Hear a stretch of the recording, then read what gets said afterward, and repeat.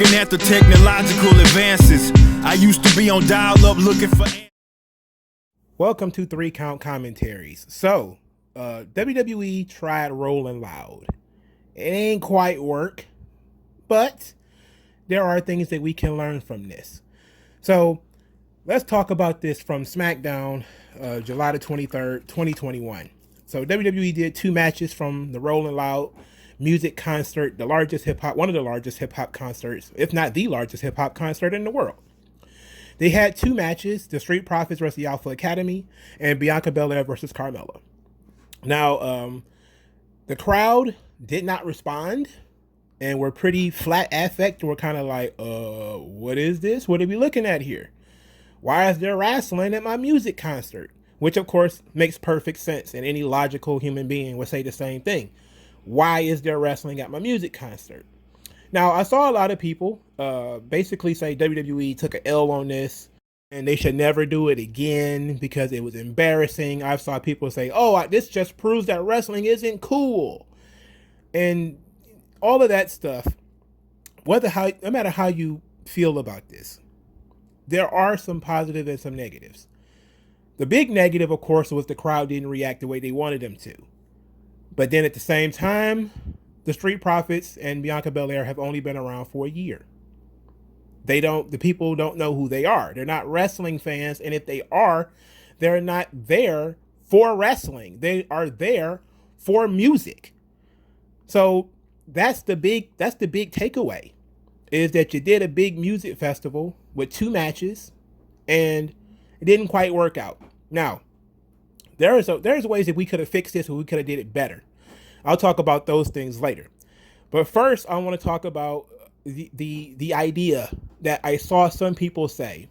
Some people said they didn't send people that anybody knows. They should have sent Jeff Hardy. They should have sent John Cena. They should have sent Roman Reigns. They should have sent, one of the biggest stars. They should have called in somebody to do this. And to be quite honest, I think that they made the best decision that they could make. I think they tried to read the demographic and they tried to read the kind of wrestlers that they have to reach that demographic. Now, looking at the crowd, they were wrong. Okay. And it's the same. And you know what? I'm going to take my wrestling analyst hat off real quick. I'm going to put on my hip hop analyst hat. I've been listening to hip hop since I was 10 years old. I stopped listening to it maybe, full time, maybe at around when I was like, maybe 8 or 9 years ago. So Rollin Loud is a huge festival. I don't know anybody who's on it.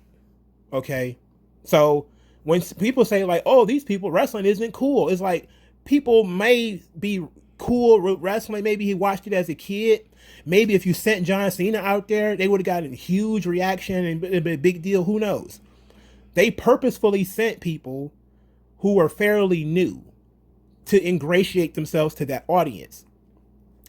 It's the same dissonance that has when they go out there and they're talking about Bobby Shmurda and, whoever the fuck else is supposed to be at Rollin Loud. I don't know who that is. If it's not like Jay-Z, Nas, or from that generation, I don't know who you're talking about. So I wouldn't have been excited to be at Rollin Loud because I don't know any of these people. So the other way around, it's the same way. But I understand why the people were confused. But I also understand why WWE did what they did. They sent Bianca Belair and they sent the Street Profits specifically because they thought they would play into that demographic and play into that audience. It's a hip hop festival. They thought, send the black people to the hip hop festival. What WWE didn't know, and what somebody should have told them, is that almost all rap festivals are mostly white. Yes, it is mostly white. And if you looked at the Rollin crowd, it was mostly white people. That's how it is. Especially when you talk, and it's been that way for a long time, so there ain't nothing new. Right? There has been plenty of articles out there. I remember Chuck D from Public Enemy. If you're old enough to remember Public Enemy, one of the biggest rap groups of all time in the early 90s, Fight the Power and all that stuff, Chuck D did an interview once where he says they can't get booked in the United States because nobody knows who they are. but they can go over to Japan, they can go over to Europe and still be big stars. Nobody knows who they are in the United States. Those are American rappers who are some of the most highest selling rappers of all time, who are mainstream, who continue to be mainstream. Their music has been played in movies, well, movies from the 90s. And that Fight the Power is one of the most political songs ever. It's always getting played, and nobody knows who Public Enemy is in 2021. Even though this article was probably, it was older than 2021. It was probably like in 2016 or something like that. Public Enemy has been out of the public consciousness for a long time. So what I mean is, when you look at the music, rap music is almost always geared towards teenagers and young people. It's a young person's game. That's why older people tend to find their generation and they stick with it. Mine was like the early to mid 90s up into maybe the early to 2000s. And then after that, I'm lost. I have no idea who you're talking about. When you started talking about, what was that? One of my subscribers was telling me about West Side Gun and all those guys. And I was like, I listened to the music, but then it went into one ear and out the other. I don't have the RAM space in my brain to memorize new rappers. I don't care about them.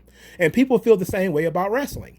They like, okay, well, if they're going to have a wrestling match, I guess, John Cena or Randy Orton or Jeff Hardy or somebody's going to come out here. And then here comes the Street Profits. They're like, who the hell is that? I don't know who that is. So even if they were wrestling fans as kids and they ain't much older, if they haven't been following the product within the last year or two, they have no idea who Bianca Belair and the Street Profits are. So it makes sense for them not to respond. But it also makes perfect sense for WWE to send them and not John Cena or Roman Reigns or anybody else. And this is where I just kind of want to riff a little bit, because I saw a lot of people say that, like, you should have just sent some legends to get the crowd hype and all that stuff. And I say, when WWE does things and they always push it upon the legends, people say, you have no faith in your young guys. You got no faith in your young talent. Why don't you push your young talent? Why don't you try to move your young talent forward? So then they do, and it doesn't work, and then people want to make fun of them for it. It's like, no, this did exactly what they wanted it to do. They exposed their young talent to a new audience. That's exactly what they wanted to do. Okay? And it's exactly the reason why they picked the certain opponents that they picked. These matches were not supposed to be 50-50 WrestleMania main events. These were showcases for Bianca Belair, which is why she wrestled somebody she already beat. And this was supposed to be a showcase for the Street Profits. Okay? That's it. It wasn't meant to be anything more than that. It was, hey, I still think that, they could have done more. The Street Profits and Alpha Academy have had better matches than the one that they had in front of the Rollin Loud crowd. They have had better matches than that. But I think that, maybe there's some injuries or something else that's slowing them down. But they did what, they took the chance to show off their new talent. The new talent that they want to expose to that specific audience. They showed that talent off. Now, the talent failed to connect in the moment. But we don't know what the long-term effects of it will be. Sure, they didn't want to see the shit at the time, right? They didn't want to see it because maybe they're high, they're drunk, they're at a music festival, they want to dance, they want to party. This is not what they want, right? This ain't what they want. But who knows that maybe in the future, they can say they could be walking past, clicking through the TV, because they're not going to be at the festival forever. They could be clicking at the TV and like, oh, I saw that girl at Rollin Loud. She wrestled at the show at Rollin Loud. She's still around? Her face is on a poster, and they are super advertising Bianca Belair. She's been on like 3 posters already, right? And she's at the top of the trending tab on Twitter. So and I did something just for kicks, right? Just to mess with people. I'm not tribal in any way, really. I try to be fair. I compared Bianca Belair and her popularity to Kenny Omega. And then I compared her popularity to AEW Dynamite, the TV show. She is more popular in Google Trends than both of them. So they have been doing a good job of advertising her and pushing her out there. That's why I'm talking about her specifically, right? They didn't react at the moment, but they may remember it later on down the line. And that's part of the deal. People don't forget things, even if it's bad things. You know, some people might be too drunk or too high to not to care and be like, man, what the hell was that? I don't know what that was. But they will remember the big WWE ring, the big SmackDown logo. Those are the intangibles, the small things that people aren't paying attention to. WWE got their SmackDown logo at Rollin Loud, even if people didn't respond. The fact that they had a gigantic fucking SmackDown logo on the side of the ring at Rollin Loud is something else. That's advertising. They're advertising the show while at Rolling Loud. Now, that's a whole different level of like being granular, you know. Most people aren't really going to do that. But this was it was a failure in the moment. But we'll see if it was a failure long term. But I wouldn't even call it a failure because you didn't get the reaction that you wanted. But you did do what you set out to do, which is to showcase your new talent, advertise your show, and that's it. That's all they really wanted to do. They didn't want to have a full show in front of Rolling Loud. They just wanted to have 2 matches. Just 2 matches in front of your crowd. And to be quite honest, they probably paid Rolling Loud to do it. Okay? Because they had this huge festival or whatever. And it was probably worth the money. But they might not see a return on that investment for a while. We don't know if they actually will or they never will. But we can crack jokes about the crowd not responding. We can crack jokes about people not knowing who they are. We can say that wrestling is niche. It's like WWE specifically did not send any of their guys who would have been known from 2012 or 2013 when some of these people might have been kids. They did not send them purposefully because they're trying to push the future. They got Bianca Belair and the Street Profits and all of them trying to push them on the audience. And if it fails in the moment, you got to do it anyway because it's worth doing. It's an investment in the future of the brand. It's an investment in the future of those brands, the brand of Bianca Belair and the brand of the Street Profits. And they, even if they didn't get a great reaction, which they didn't, Wale didn't either, by the way. When you have to introduce yourself to a hip-hop festival and you're a hip-hop artist, probably not the good idea. Probably not the best thing. But to answer the people's point, it is true that wrestling is niche, and it's true that wrestling has always been niche. The thing is that wrestling occasionally bleeds over into the mainstream. Wrestling occasionally bleeds over into movies and other TV shows and comic books and video games and that kind of stuff. Occasionally it bleeds over into that, but wrestling mostly is just, you know, a sidebar for people. They kind of watch it. They don't really talk about it that much. They may never go to a show. They may never buy t-shirts, but they may have seen something when they were kids because WWE has just that kind of penetration. I'm pretty sure a lot of the males in the audience probably watched SmackDown or Raw as a kid. And when they saw the big WWE thing, they thought they were going to see John Cena. You know, if you saw John Cena on Monday and you say, oh man, I heard that Rolling Loud, you know, they're going to bring WWE to Rolling Loud. John Cena might be there. And it's not John Cena. It's fucking Montez Ford. And you're like, what the hell? Who the hell is this kid? Who the hell is Otis? Who the hell are these people? So I understand why they didn't get any reaction. But I don't take it as a complete failure. It wasn't a complete failure because they didn't send their best. They didn't send, you know, the top guys who draw the money. They sent people that they want folks to remember in the future. It was a unique experience. I believe they probably will do it again. It's probably worth doing again. It's for the same reason Eric Bischoff used to do Hog Wild. You know, he said you just want to expose your talent to a different audience. You just want to do something that's different for the fans that's sitting at home because they get to see different, you know, a different crowd, a different setup. Like the Rolling Loud setup was great. You know, you can see this big swath of people. Of course, you see all these people that are not really moving. They're just kind of standing there looking at the screen like, what is going on? But they even shot the matches differently. There wasn't a lot of insane camera cuts at these shows. They were clearly taped because they were piping in crowd noise. You know, and the ring was a little bit different. I don't know if the ring was smaller. The ropes looked a little bit loose. And the matches themselves weren't not that much to write home about. And because they were kind of foregone conclusion, they weren't going to beat the Street Profits there. It wasn't going to give the title to Carmella. So nothing. And that's another reason, those people kind of knew they weren't going to see anything major at the show. So it's not a full failure. It ain't good because it shows that you haven't penetrated that market. But at the same time, you're going into a very, very niche system. Hip hop festivals and stuff like that, hip hop is the number one music brand in the world, number one music genre, I should say, in the world.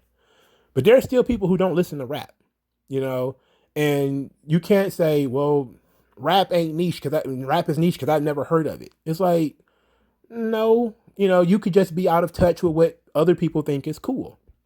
In this instance, WWE specifically sent people that they thought would resonate with that audience. They was able to pull it off and get it done, right? But we'll see if it translates into anything in the long term. I just say, hey, you live and you learn. You take an L on this one. You say, woof, that was a rough crowd. But, they came to see music. You came to wrestle. Now, how could they have done this thing better? Well, what they could have done better is utilize what the people were there to see.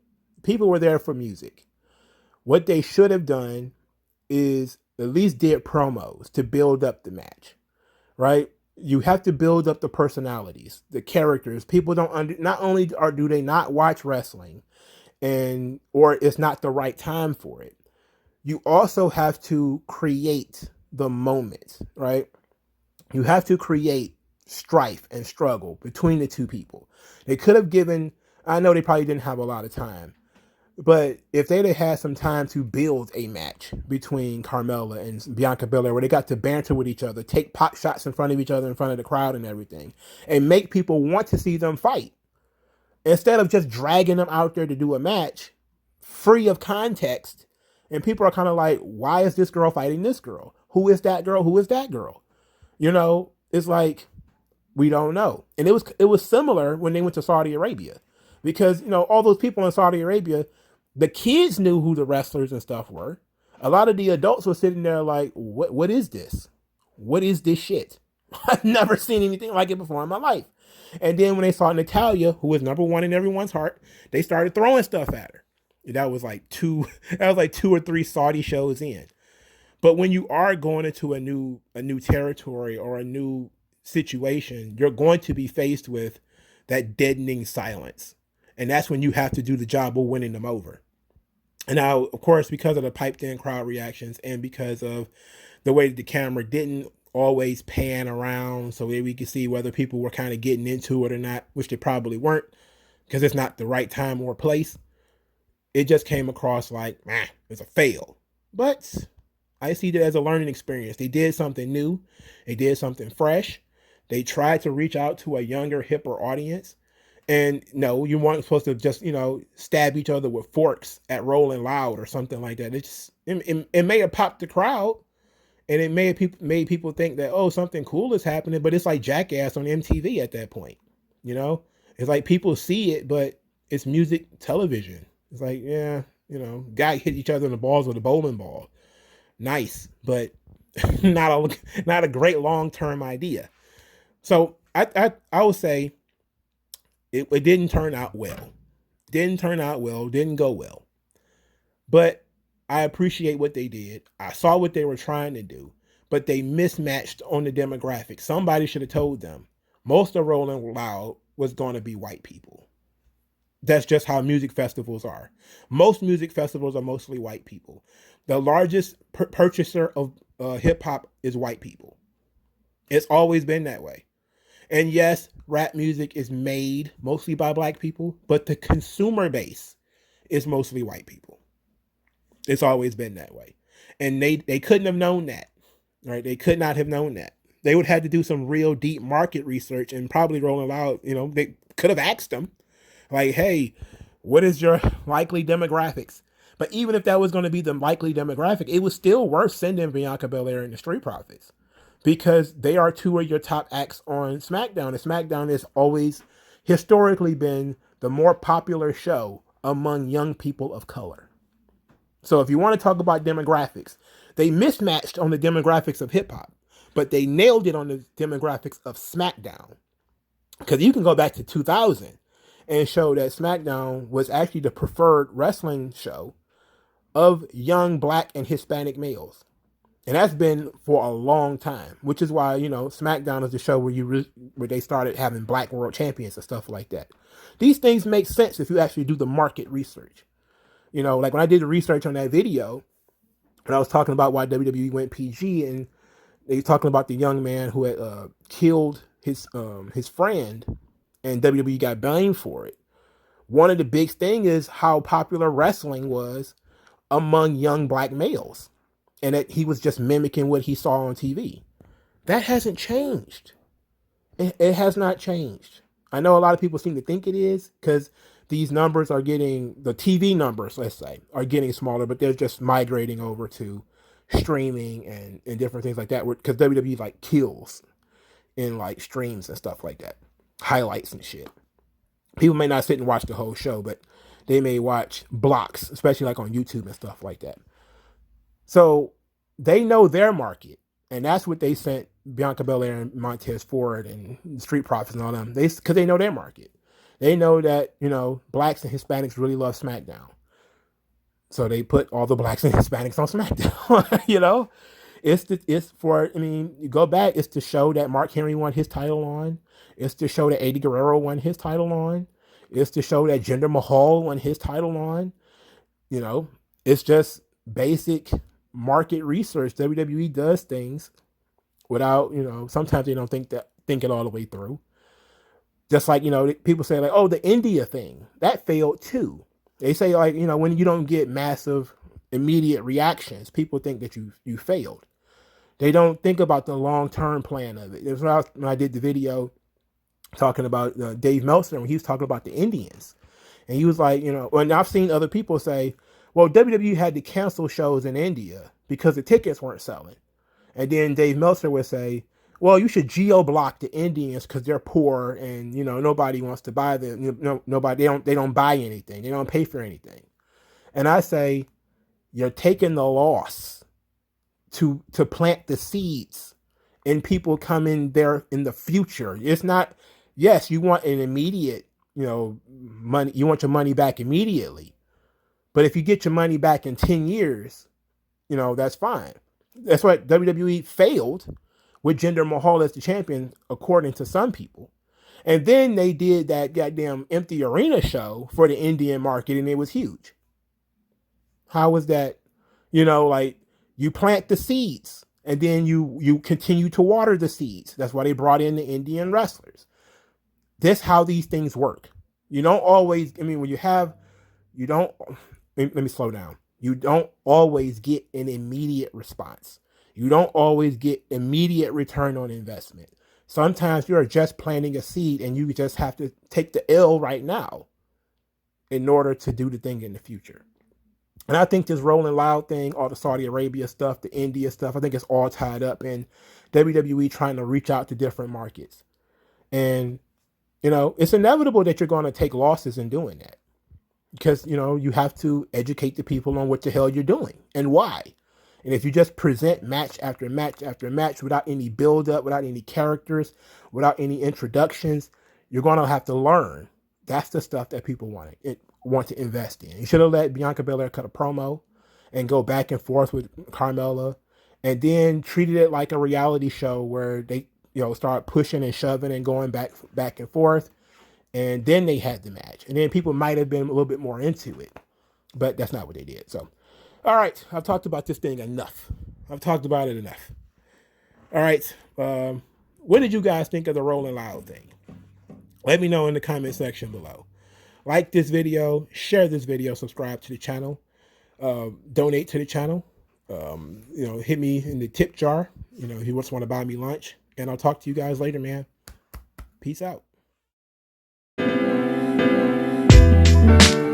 Tell me what's worse than learning all that you led to believe was all horse crap.